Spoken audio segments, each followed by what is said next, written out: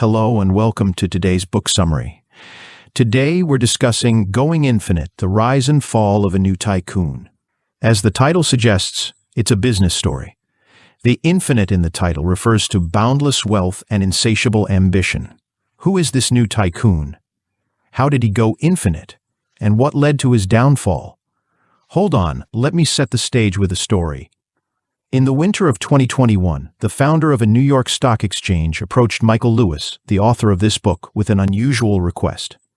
The exchange was planning to expand its business by acquiring a portion of FTX, the third largest cryptocurrency exchange in the US, a deal worth hundreds of millions of dollars. However, their background check yielded conflicting information. On one hand, FTX's trading volume was staggering, attracting attention across the financial sector, with a company valuation of $32 billion. On the other hand, its founder, Sam Bankman-Fried, was an enigma. At just 29 years old, Sam lived a reclusive life, and the industry knew little about him. He had transformed FTX into a cryptocurrency giant in less than 2 years, a feat that seemed almost impossible.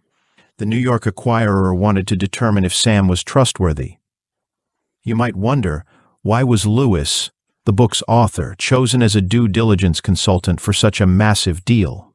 As it happens, Lewis is not only a renowned American financial writer, but also a former Wall Street bond broker with extensive knowledge of financial transactions.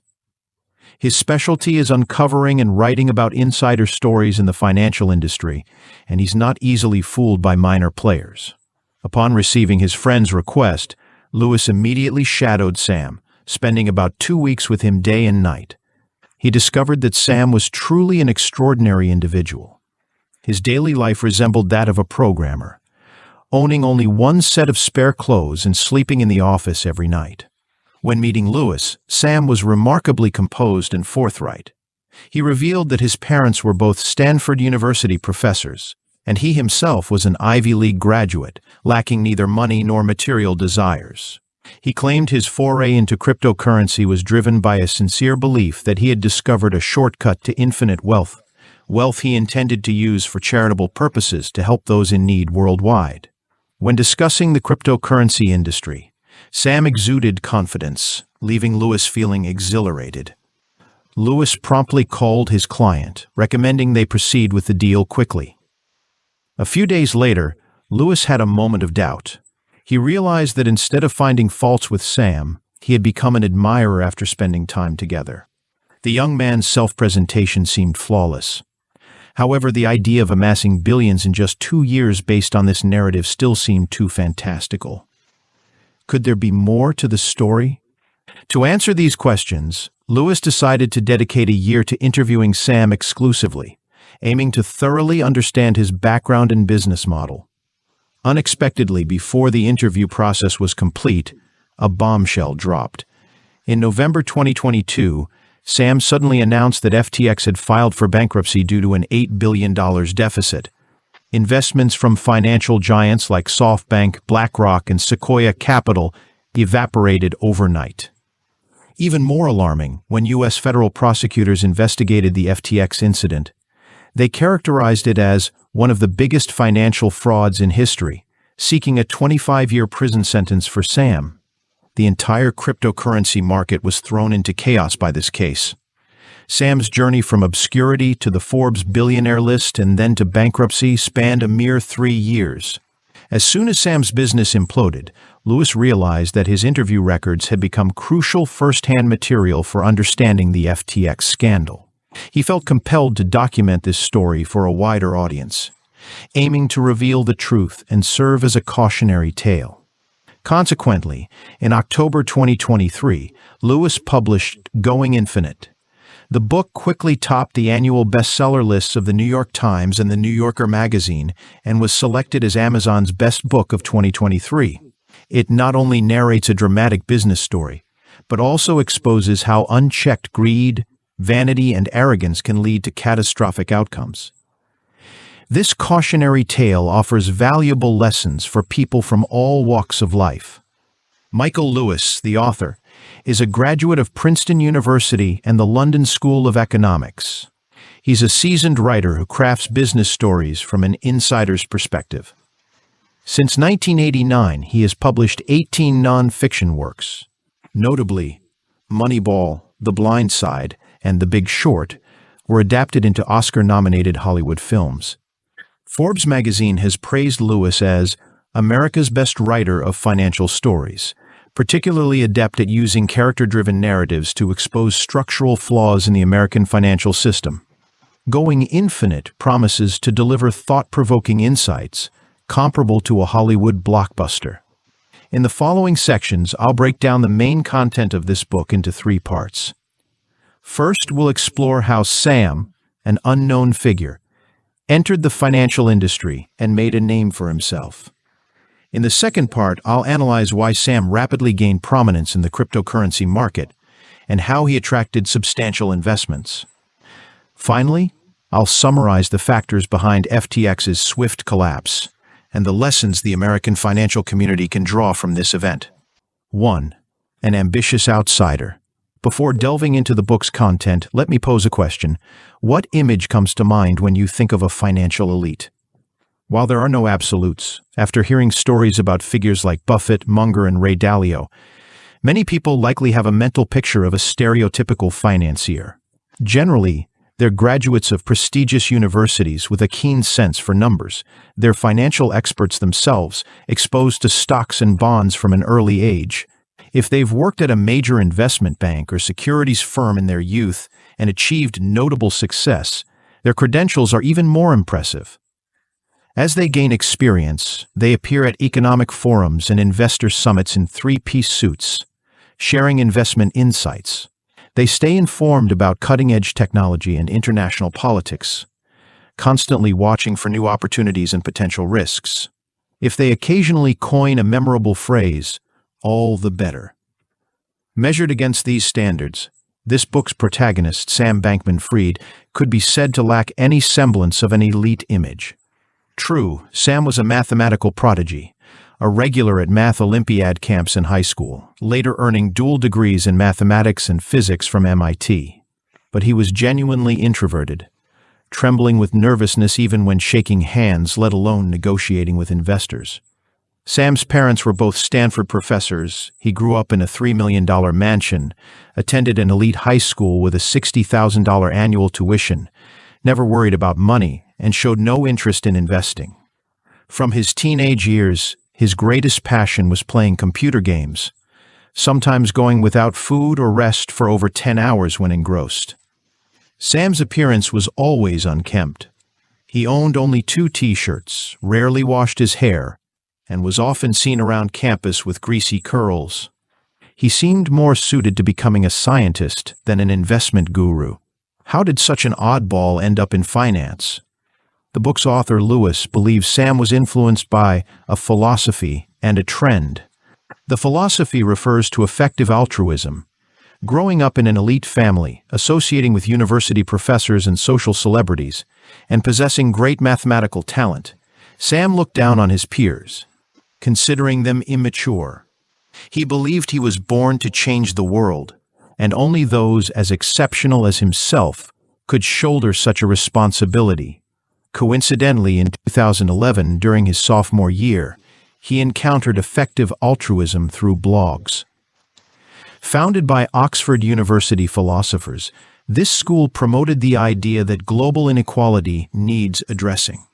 However, they argued that merely engaging in hands-on charity work wasn't effective enough. If someone skilled in scientific research or investment chose to volunteer for charity instead, they would be wasting their talent and potential earnings. They believed everyone should pursue the most economically beneficial activities and then donate their accumulated wealth to charitable causes, thus achieving effective altruism. Dustin Moskovitz, co-founder of Facebook, is a famous proponent of this philosophy. From an outsider's perspective, effective altruism is well-intentioned but has 2 major flaws. Firstly, it strongly advocates for doing big things. The charitable endeavors it promotes are on a grand scale, such as donating vaccines to millions or stopping regional wars. This leads followers, mostly young elites, to be disconnected from reality while harboring a strong sense of moral superiority, always aiming for groundbreaking achievements. Secondly, doing big things requires big money. Effective altruism encourages elites to engage in high-return work but rarely considers the moral implications of the work itself. Bluntly put, as long as someone earns a lot of money and uses it for good causes, it doesn't matter whether the money was obtained through robbery or fraud, in the eyes of effective altruists. It's all considered benevolent. With the halo of doing good, all illegal actions seem to become tolerable. Sam was a follower of these radical ideas and began putting them into practice early on. However, just having the mindset to earn big money isn't enough. Opportunities are also necessary. This brings us to the trend Lewis summarizes. Entering the 2010s, top American universities were no longer encouraging science majors to pursue basic research. Most outstanding students were heading to Wall Street.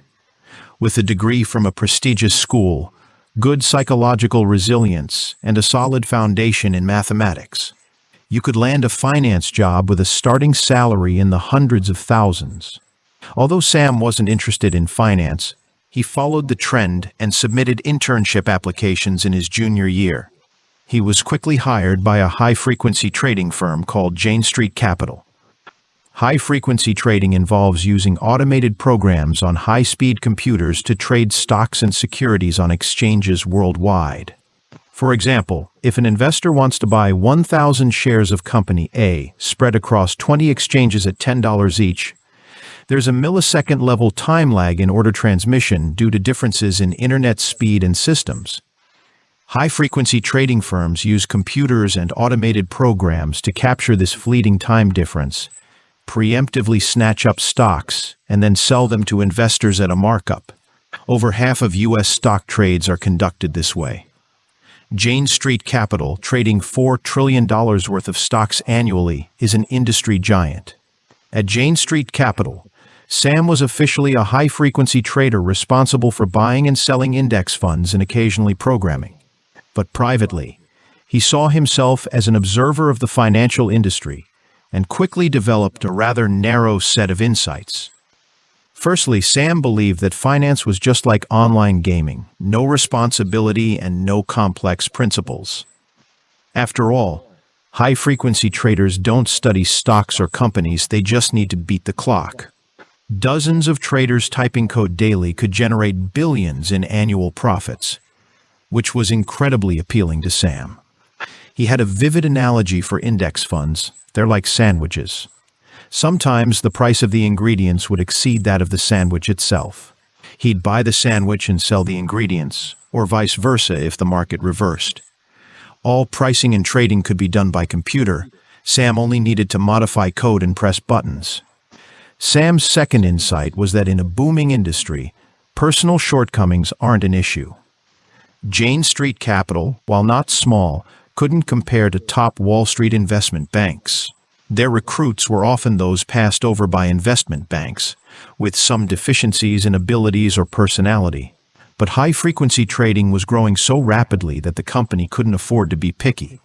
Traders like Sam, uninterested in the market and severely socially anxious, managed to stay and even gain trust. More absurdly, due to massive trading volumes, Jane Street didn't even care about individual performance as long as employees showed up on time.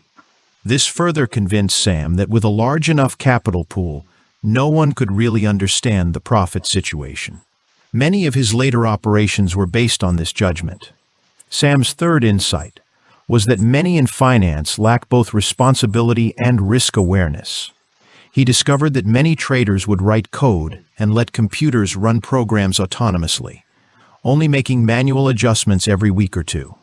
Sometimes, he only needed to figure out the other party's algorithm and operate in reverse to earn substantial profits. Sam became overconfident, believing that with his intelligence, achieving great success in this field would be no problem. Upon graduating in 2014, Sam officially joined Jane Street Capital and became the company's youngest and most promising trader within 3 years. By 2017, at just 25, Sam was already earning over $1 million annually. He had been consistently donating to charitable causes, but increasingly felt that high-frequency trading could no longer satisfy his ambitions. So, he began to explore a completely new industry: cryptocurrency. 2. The new cryptocurrency tycoon. We've just reviewed Sam's entry into the financial industry. Up to this point, although somewhat eccentric, he was generally operating within legal and regulatory boundaries. However, things began to shift. In the summer of 2017, Sam became captivated by a new game: cryptocurrency.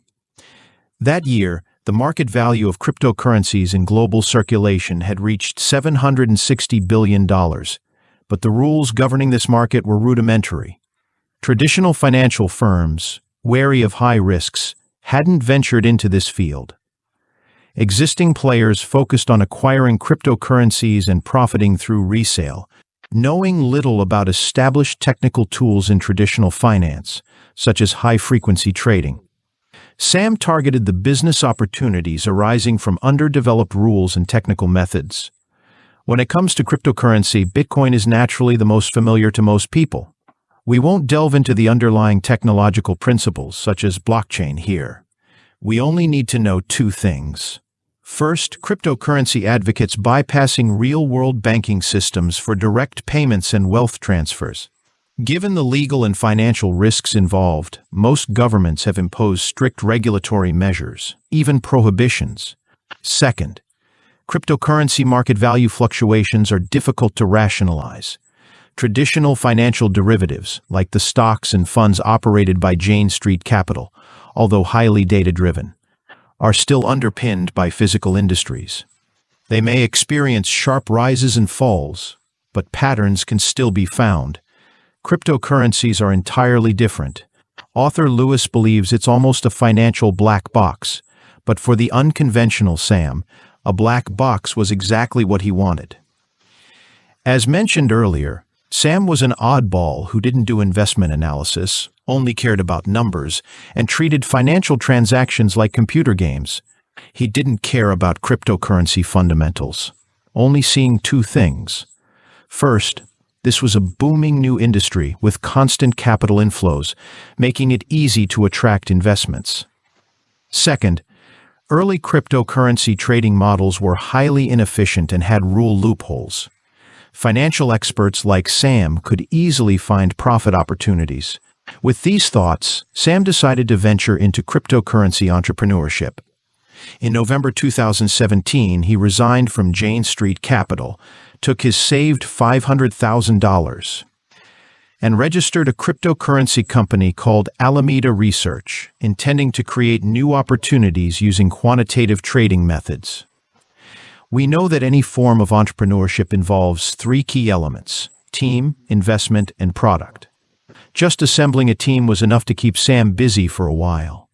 He was socially anxious and had no strong foundation in traditional finance, making it impossible to recruit seasoned experts. But Sam had a special advantage. He was highly influential in the effective altruist community and had a good reputation at Jane Street Capital. This attracted the attention of a small group of young people from prestigious schools, eager to do big things. Sam told these young people, "You don't need to understand cryptocurrency or finance. You just need to know that there's a huge blue ocean market in front of us. If we can control 5% of the global cryptocurrency trading volume, we could make over $300 million in profits annually. If we donate this money to charity and help more people, wouldn't that be doing big things?" Through this persuasion, Sam recruited over 20 fresh graduates from top schools. His two most important business partners were his roommate from MIT, responsible for technology, and his intern from Jane Street Capital, who was also his girlfriend, responsible for trading. At first glance, this seems like a makeshift team, so how could they possibly attract investment? Don't forget, Sam had a certain aura. His team members were all from prestigious schools, with Jane Street Capital experience as a guarantee, making them more eye-catching than the average new company. Moreover, Sam had supportive parents and a positive image in the elite-filled effective altruist community. Through this word-of-mouth referral, capital came knocking on its own. Within half a year of starting the business, Sam had secured over $300 million in investments, of course, with interest rates as high as 50%. After all, investors aren't fools, they expect to see returns. So did Sam have any core products? Ironically, Sam himself believed that his team's biggest advantage was a newly developed automated trading program. It could buy and sell 500 types of cryptocurrencies on 30 cryptocurrency exchanges worldwide, performing thousands of operations per second. The principle of this program was similar to his past high-frequency trading. But embarrassingly, Sam's program couldn't distinguish between mainstream coins and junk coins, so it was consistently losing money. What really allowed him to achieve profitability was cross-border arbitrage. What does this mean? In the 2017 cryptocurrency market, South Korea was very active. The price of Bitcoin in the Korean market was 20% higher than in the US. However, South Korea had two strict legal provisions. First, only its citizens could register accounts on local cryptocurrency exchanges. Second, without central bank permission, individuals could only carry cash equivalent to $10,000 out of the country, and the limit for a single transfer was only $50,000. In other words, selling Bitcoin in Korea could make money, but the received Korean won couldn't be freely exchanged. It wasn't feasible to hire tens of thousands of Koreans to bring the money out in batches. So how did Sam solve this problem? He used another cryptocurrency called Ripple. Ripple had an even stronger speculative nature than Bitcoin, with a higher premium rate, averaging 5% higher. Sam's operation was to use an automated program to sell Ripple in Korea, use the exchanged won to buy Bitcoin, then deposit the Bitcoin on US blockchains. Subsequently, he would sell Bitcoin in the US, recoup dollars, then use those dollars to buy an equivalent amount of Ripple and deposit it back on Korean blockchains. In the end, nothing had changed, but Sam's company had pocketed the 5% spread. The entire transaction was completed on electronic accounts and blockchains, taking only 30 seconds per round. Almost all of Sam's company's profits in the first 2 years came from such cross-border transactions, which also made him rise to fame in the cryptocurrency industry.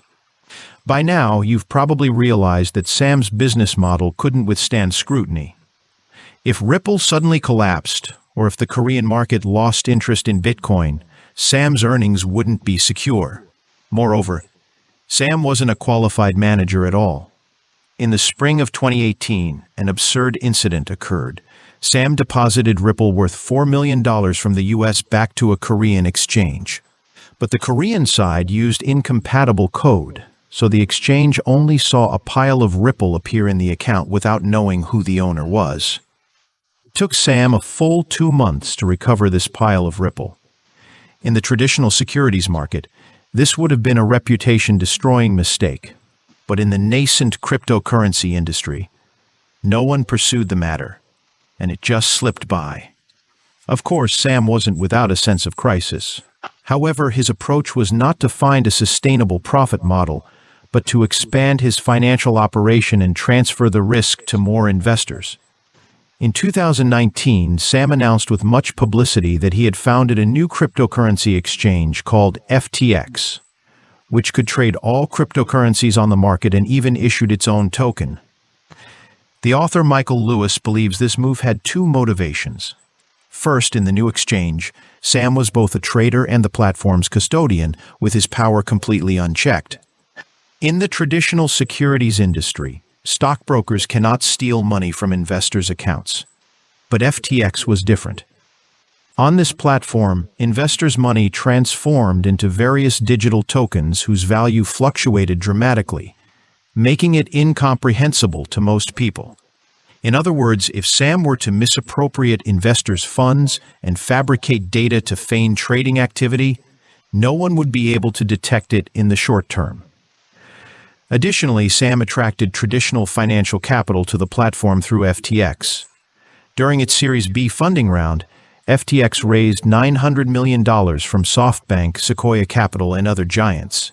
These traditional investors, while eager to enter the new cryptocurrency industry, lacked operational experience and could only rely on trusted agents. Sam, with his reputation and past experiences, became the perfect fund custodian. The endorsement of these giants, in turn, made him appear even more credible. Consequently, an astonishing tale of wealth accumulation unfolded in just over 2 years. As trading volume increased, FTX's valuation reached $32 billion by the fall of 2022, with annual revenue exceeding $1 billion. Sam, as the company's largest shareholder, saw his personal wealth surpass $15 billion, ranking 41st on Forbes' list of American billionaires. He quickly became known as the king of cryptocurrency, the next Warren Buffett, and a youth mentor. The World Economic Forum in Davos specifically invited him to make an appearance, and both major U.S. political parties began accepting his donations. Among Americans under 30, Sam was the wealthiest and the most sought-after figure. 3. The collapse of a wealth myth. Now that we've reviewed Sam's rise to becoming a cryptocurrency giant, you might wonder, wasn't Sam always advocating for effective altruism? Did he engage in substantial charitable activities after amassing his wealth? Author Michael Lewis believes the answer to this question is quite complex. Take 2018, for example. Sam's company made $30 million in profits that year. Half was returned to investors as dividends, $5 million was spent on the company's daily operations, $5 million paid severance to departing employees, $3.5 million went to taxes, and only $1.5 million was actually donated to charity. In other words, Sam spent only 5% of the company's profits on effective altruism. While not insignificant, it was disproportionate to Sam's ambitions and his various high-profile statements. After becoming a billionaire, Sam donated a cumulative $160 million to various charities, which is certainly a substantial amount. 3. The collapse. However, when compared to his personal expenses, one can question the sincerity of his commitment to effective altruism. Following his sudden wealth, Sam spent $32 million on a large house for his parents and $35 million on a villa in the Bahamas for company management. He spent $15 million annually just on chartering private jets. At this point, effective altruism had become a facade, merely part of the personal aura Sam crafted for himself. In fact, not only did charitable work become a front, but Sam even turned his social anxiety and nonconformity into carefully crafted personal labels. According to his girlfriend's court disclosure, after becoming famous, Sam deliberately maintained an unkempt personal image. His hair was always messy, he consistently wore the same old t-shirts on camera, and often slept on the office floor. In meetings with investors, he frequently arrived late and once even played League of Legends in front of Sequoia Capital representatives. In traditional financial elite circles, this would be utterly unacceptable.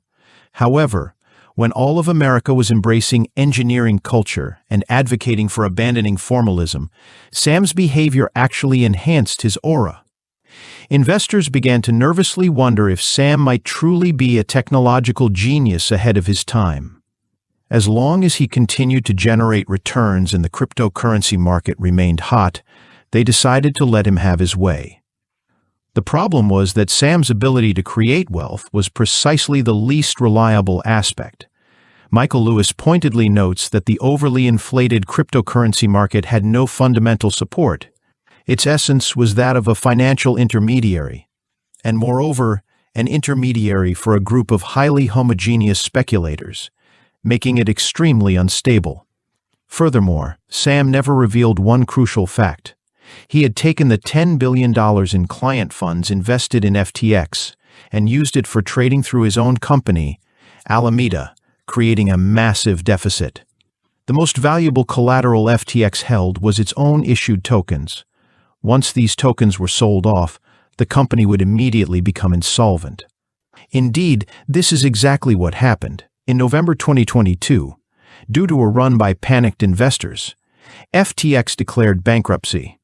At that time, its market value was still $16 billion, but only on paper. Although creditors subsequently recovered some funds, the actual losses remained staggering. In March 2024, A U.S. court sentenced Sam to 25 years in prison on 7 counts, including fraud and money laundering. This was less than 10 years after his college graduation. Conclusion. This concludes the main content of Going Infinite for you. At the beginning of the book, Michael Lewis quotes German mathematician David Hilbert, "The infinite is nowhere to be found in reality. It neither exists in nature nor provides a legitimate basis for rational thought." Sam's story is a process of pursuing infinity, only to encounter defeat. This young man had infinite desires and claimed to be fighting for noble goals. He plunged into a chaotic arena of fame and fortune, experiencing a dramatic 3-year period of ascent and sudden wealth, ultimately falling back to zero in obscurity. As ordinary people, from the story of this modern Gatsby, we can not only see the terrifying nature of greed and vanity, but also need to remind ourselves, what do we truly need and what are we capable of managing? That's all. Thank you for listening to our channel. I will see you the next time.